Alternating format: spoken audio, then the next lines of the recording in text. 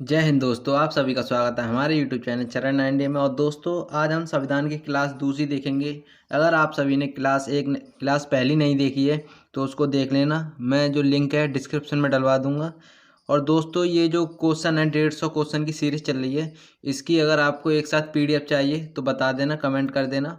और मैं उस एक साथ पीडीएफ जो पूरी 150 क्वेश्चन की पीडीएफ बना के टेलीग्राम पर डाल दूंगा, जिससे आप अपनी बाद में जब ये हम प्रैक्टिस करा देंगे उसके बाद आप खुद अपने आप प्रैक्टिस कर सकते हो। उसका जो आंसर है, मैं आंसर नहीं डालूंगा उसमें, केवल क्वेश्चन क्वेश्चन डालूंगा, जिससे आपको पता पड़ सकती है कि हाँ, हमने जो प्रैक्टिस की है और जिससे मैंने डिटेल बताई है उससे अगर आप सेटिस्फाई हो गए तो वो 150 क्वेश्चन अगर आपने सही कर लिए तो आप ये समझना कि जो भी एग्जाम होंगे इन 150 क्वेश्चन से कोई भी क्वेश्चन ज़्यादातर पॉलिटी से बाहर नहीं आएगा। 99% जो भी पेपर होगा पॉलिटी का वो इन 150 क्वेश्चन से ही कवर हो जाएगा। तो दोस्तों, चलो शुरू करते हैं टाइम को वेस्ट नहीं करते हुए।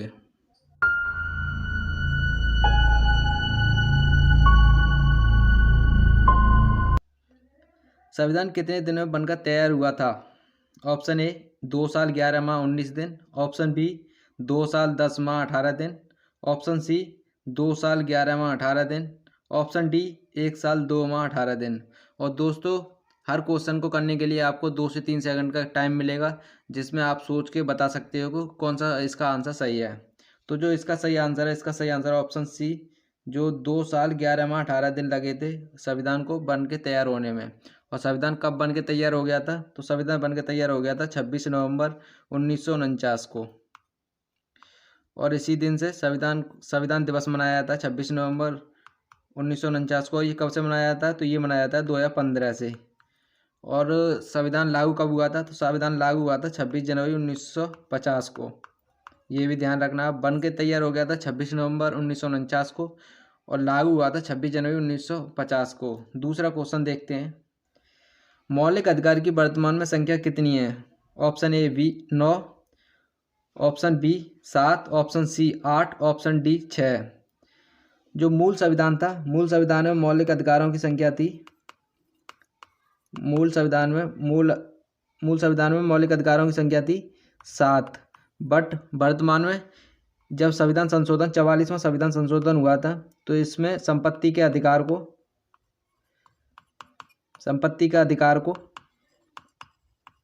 जो अनुच्छेद 31 में था, इसको अब वर्तमान में अनुच्छेद 300A में पहुंचा दिया गया है और इसको एक लीगल कानून बना दिया गया है। कैसा? वैधानिक कानून बना दिया गया है। तो अब ध्यान रखना, अब जो संपत्ति का अधिकार है ये अनुच्छेद 300A में संविधान संशोधन 44 के अनुसार पहुंचा दिया है। और मूल मौलिक अधिकारों की वर्तमान में संख्या है 6। तो इसका सही आंसर है ऑप्शन डी 6। आगे देखते हैं क्वेश्चन नंबर 3। संविधान संशोधन से संबंधित भाग कौन सा है? ऑप्शन ए भाग 12, ऑप्शन बी भाग 20, ऑप्शन सी भाग 21, ऑप्शन डी भाग 22। तो इसका सही आंसर है ऑप्शन बी भाग 20। भाग 20 में संविधान संशोधन के बारे में है। और ये संविधान संशोधन किस देश से लिया गया है? तो ये लिया गया है साउथ अफ्रीका से। कहाँ से? साउथ अफ्रीका या दक्षिण अफ्रीका से। दक्षिण अफ्रीका से लिया गया है। और अनुच्छेद कौन सा है संशोधन का? तो अनुच्छेद है 368। 368 के द्वारा संविधान संशोधन किया जाता है। आगे देखते हैं क्वेश्चन नंबर 4। एससी आयोग कौन से अनुच्छेद से संबंधित है? ऑप्शन ए अनुच्छेद 338, ऑप्शन बी अनुच्छेद 338A, ऑप्शन सी अनुच्छेद 338B, ऑप्शन डी अनुच्छेद 360। तो इसका जो सही आंसर है, ये सही आंसर है ऑप्शन ए। ऑप्शन ए में अनुसूची आयोग के बारे में दे रखा है। अनुसूचित जो एससी आयोग है उसके बारे में दे रखा है। और जो 338A है इसमें दे रखा है अनुसूचित जनजाति के बारे में। अनुसूचित जनजाति के बारे में। और जो अनुच्छेद 338B है इसमें दे रखा है ओबीसी के आरक्षण के बारे में। आगे देखते हैं क्वेश्चन नंबर 5। बाल श्रम पर प्रतिबंध से संबंधित अनुच्छेद है। अनुच्छेद 21, अनुच्छेद 24, अनुच्छेद 23, अनुच्छेद 42। तो जो इसका सही आंसर है, ये सही आंसर है ऑप्शन बी अनुच्छेद 24। अनुच्छेद 24 बाल श्रम से प्रतिबंध से संबंधित है। और अनुच्छेद जो 23 है, अनुच्छेद 23 में है बलात् श्रम पर निषेध है। बलात् श्रम बलात्कार पर निषेध, बलात्कार पर प्रतिबंध है, मतलब प्रतिबंध है बलात्कार पर, मतलब बलात्कार एक इलीगल चीज़ है। अगर आप किसी के साथ करते हो बलात्कार या किसी की बॉडी पार्ट्स वगैरह निर्यात वगैरह करते हो, ये कानून अनुच्छेद 23 के अनुसार इलीगल है। आगे देखते हैं क्वेश्चन नंबर 6। जीएसटी से संबंधित संविधान संशोधन कौन? 100वां 2015 में हुआ था। ऑप्शन बी 101वां 2016 में हुआ था। ऑप्शन सी 102वां 2018 में हुआ था। ऑप्शन डी 103वां 2019 में हुआ था। तो जो इसका सही आंसर है, इसका सही आंसर है ऑप्शन बी, जो 2016 में हुआ था। इसी दिन से जीएसटी लागू हो गई थी। और जीएसटी कब लागू की गई थी? तो ये 2017 से लागू हो गई है। और 100वें संविधान में क्या है? तो 100वें संविधान में बांग्लादेश से संबंधित है। 3 बीघा कॉरिडोर, मतलब 3 बीघा कॉरिडोर से संबंधित है बांग्लादेश। बांग्लादेश को कुछ ज़मीन दी गई थी और बांग्लादेश से कुछ ज़मीन ली गई थी। तो ये संविधान संशोधन था 100वां। आगे देखते हैं क्वेश्चन नंबर 7। 21वां संविधान संशोधन 1967 में क्या जोड़ा गया था? ऑप्शन ए सिंधी भाषा अनुसूची 9 में जोड़ी गई। ऑप्शन बी पंजाब राज्य की सीमा परिवर्तन। ऑप्शन सी गोवा को राज्य का दर्जा। ऑप्शन डी आरक्षण की अवधि 10 वर्ष बढ़ाई। तो इसका जो सही आंसर है, इसका सही आंसर है ऑप्शन ए, जो सिंधी भाषा है अनुसूची 9 में जोड़ी गई अनुसूची 9 में जोड़ी गई। और इसको जोड़ने के बाद जो भाषा हो गई थी 15 हो गई थी। बट जो वर्तमान में भाषाएं, वर्तमान में 22 भाषाएं। और जो मूल संविधान में भाषाएं थी, मूल संविधान में भाषाएं कितनी थी? तो मूल संविधान में भाषाएं थी 14। आगे देखते हैं क्वेश्चन नंबर 8। नियंत्रक महालेखा परीक्षक से संबंधित अनुच्छेद है। ऑप्शन ए अनुच्छेद 148। ऑप्शन बी अनुच्छेद 124। ऑप्शन सी अनुच्छेद 213। ऑप्शन डी अनुच्छेद 123।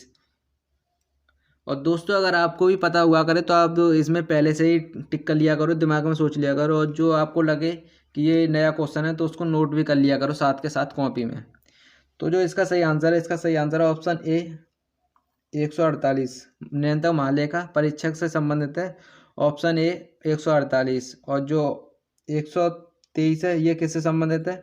तो ये राष्ट्रपति पर, राष्ट्रपति जो है अध्यादेश जारी करता है उसकी शक्ति से संबंधित है। और इसमें 213 अनुच्छेद 213 में राज्यपाल के अध्यादेश से संबंधित है। ये दोनों क्वेश्चन बहुत ज़्यादा पूछे जाते हैं, तो आप इसको अच्छे से नोट कर लेना। आगे देखते हैं क्वेश्चन नंबर 9। मौलिक कर्तव्य किससे लिए गए हैं? Option A British. Option B USA. Option C South Africa. Option D रूस। तो इसका सही आंसर है मौलिक कर्तव्य लिए गए हैं रूस से। और साउथ अफ्रीका से क्या लिया गया है? तो साउथ अफ्रीका से लिया गया है संविधान संशोधन की प्रक्रिया। संविधान संशोधन लिया गया साउथ अफ्रीका से। और यूएसए से क्या लिया गया? तो यूएसए से प्रस्तावना ली गई है। मौलिक अधिकार लिए गए हैं। और ब्रिटिश से क्या लिया गया है? तो ब्रिटिश से ली गई है नागरिकता, एकल नागरिकता। ये ध्यान रखना, एकल नागरिकता ली गई है। आगे देखते हैं क्वेश्चन नंबर 10। सर्वोच्च न्यायालय से संबंधित अनुच्छेद है। ऑप्शन ए अनुच्छेद 148। ऑप्शन बी अनुच्छेद 124। ऑप्शन सी अनुच्छेद 213। अनुच्छेद डी अनुच्छेद 123। तो इसका सही आंसर है ऑप्शन बी अनुच्छेद 124, सर्वोच्च न्यायालय से संबंधित है। और ये अनुच्छेद 148 नियंत्रक महालेखा से संबंधित है, अभी बताया था मैंने आपको। और इससे राज्यपाल अध्यादेश जारी करता है अनुच्छेद 213 से। और राष्ट्रपति अध्यादेश जारी करता है 123 से। आगे देखते हैं क्वेश्चन नंबर 11। अनुसूची 3 का संबंध किससे है? वेतन भत्ते, शपथ, अनुसूची जनजाति और ऑप्शन डी भाषा। तो इसका जो अनुसूची 3 है इसका संबंध है शपथ से। किससे? शपथ से संबंधित है अनुसूची 3 का। और अनुसूची 2 का संबंध है वेतन भत्ते से। और ऑप्शन जी जो भाषा है, भाषा कौन सा अनुसूची में है? तो भाषाएं हैं अनुसूची 8 में। किसमें? अनुसूची 8 में। आगे देखते हैं क्वेश्चन नंबर 12। संविधान सभा के स्थायी अध्यक्ष थे डॉक्टर राजेंद्र प्रसाद, डॉक्टर NC मुखर्जी, डॉक्टर सच्चिदानंद सिन्हा, जवाहरलाल नेहरू। तो इसका सही आंसर है ऑप्शन ए डॉक्टर राजेंद्र प्रसाद स्थायी अध्यक्ष थे संविधान सभा के। और जो अस्थायी अध्यक्ष पहले कौन बनाए गए थे? तो ये अस्थायी अध्यक्ष बनाए गए थे सच्चिदानंद सिन्हा। ये भी ध्यान रखना, ये भी पूछा जाता है। आगे देखते हैं क्वेश्चन नंबर 13। संविधान की आत्मा कहलाती है प्रस्तावना, नागरिकता, मौलिक अधिकार, मौलिक कर्तव्य। तो इसका सही आंसर है ऑप्शन ए प्रस्तावना। प्रस्तावना संविधान की आत्मा कहलाती है। और जो प्रस्तावना है कहाँ से ली गई है, तो ये ली गई है अमेरिका से। अमेरिका से प्रस्तावना ली गई है। और ये इसमें प्रस्तावना में एकमात्र संविधान संशोधन कौन सा हुआ है, तो वो हुआ है 42वां संविधान संशोधन। और 42वां संविधान संशोधन कब हुआ था, तो ये हुआ था 1973 में हुआ था। और 42वें संविधान संशोधन में प्रस्तावना में क्या जोड़ा गया था, तो प्रस्तावना में जोड़ा गया था अखंडता,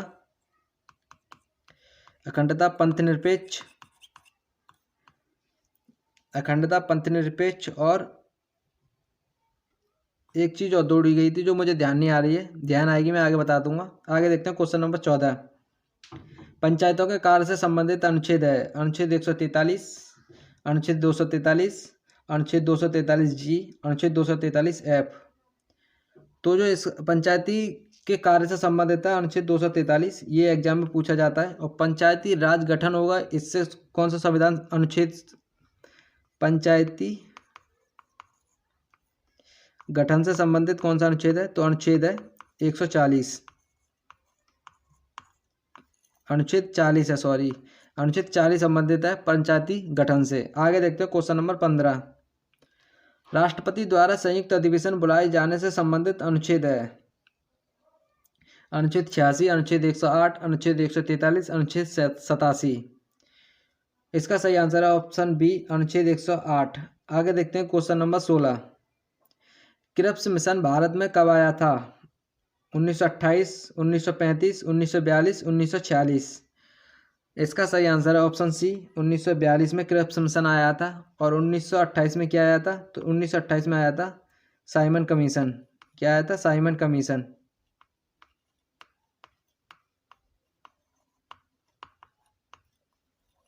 आगे देखते हैं क्वेश्चन नंबर 17। विधि के समक्ष समानता किस अनुच्छेद में है? अनुच्छेद 22, अनुच्छेद 14, अनुच्छेद 13, अनुच्छेद 89। तो इसका सही आंसर है ऑप्शन बी अनुच्छेद 14। और अनुच्छेद 14 विधि के समक्ष समानता दी गई है, बट इसमें एक अपवाद है। अनुच्छेद 361 के अनुसार राष्ट्रपति और राज्यपाल को छोड़कर, ये ध्यान रखना आप लोग। आगे देखते हैं क्वेश्चन नंबर 18।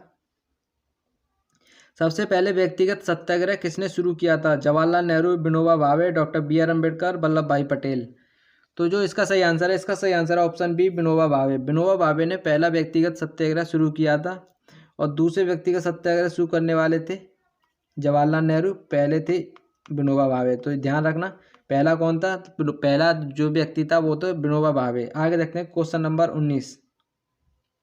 अनुसूची 1 का संबंध किससे है? ऑप्शन ए वेतन भत्ते, ऑप्शन बी शपथ, ऑप्शन सी अनुसूचित जनजाति, ऑप्शन डी राज्य के नाम और उनके क्षेत्र।